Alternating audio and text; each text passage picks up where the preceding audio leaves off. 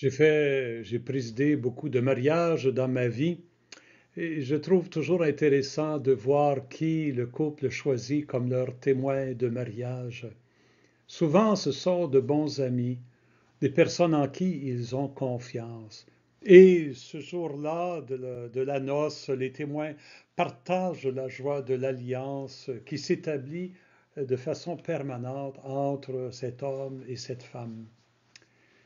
Parfois, le témoin est appelé à jouer un rôle plus tard. J'ai connu une expérience où un couple avait une difficulté, surtout à cause du mari qui était rendu têtu, et c'est son témoin de mariage qui est allé l'interpeller pour lui dire, écoute, rappelle-toi le jour de ton mariage, rappelle-toi l'amour que tu avais pour ton épouse, là. Cet amour-là est toujours là. Il faut que tu en prennes soin, il faut que tu le redécouvres. Et l'époux a écouté la voix de son ami, qui avait été pour lui son témoin.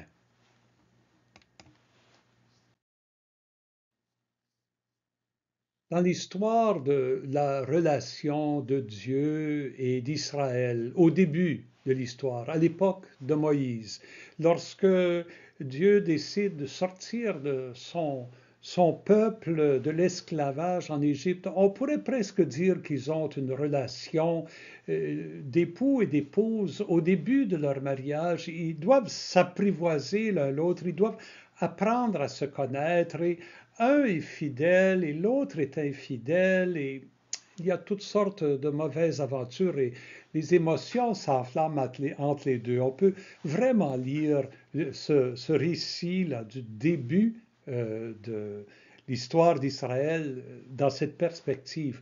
Et voilà un épisode intéressant que nous lisons, Exode chapitre 32.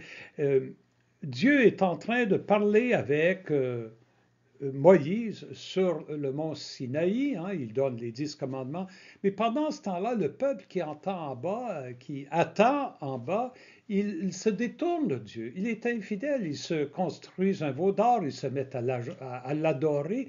Cette infidélité provoque en Dieu, comme un époux jaloux, sa colère. Le Seigneur parle à Moïse, va, descends, car ton peuple s'est corrompu, ma colère va s'enflammer contre eux, je vais les exterminer. Mais moi, de toi, je ferai une grande nation. Toi, tu es fidèle. Je vais exterminer ce peuple et je vais me tourner vers toi. Mais Moïse, comme le bon témoin de l'alliance entre Dieu et son peuple, lui rappelle cette alliance-là. Puis lui rappelle la racine de cette alliance. Souviens-toi de tes serviteurs, Abraham, Isaac et Jacob. Et en faisant appel à cette racine, on pourrait dire, de l'amour de Dieu pour son peuple, le Seigneur renonça au mal qu'il avait voulu faire à son peuple. C'est intéressant, on voit là-dedans la projection de toutes sortes de faiblesses humaines sur Dieu, mais le rôle de Moïse comme témoin est un rôle que nous sommes appelés à jouer, nous aussi, au cœur de la vie quotidienne. Dans l'Évangile, Jésus et nous suivons la discussion qu'il y a entre Jésus et les chefs religieux qui ne sont pas contents parce qu'il a guéri un jour de sabbat et ils ne veulent rien entendre. Ici, c'est un peu eux qui sont comme presque à la place de Dieu. Ils sont emportés par la colère, ils ne comprennent pas, ils ne saisissent pas.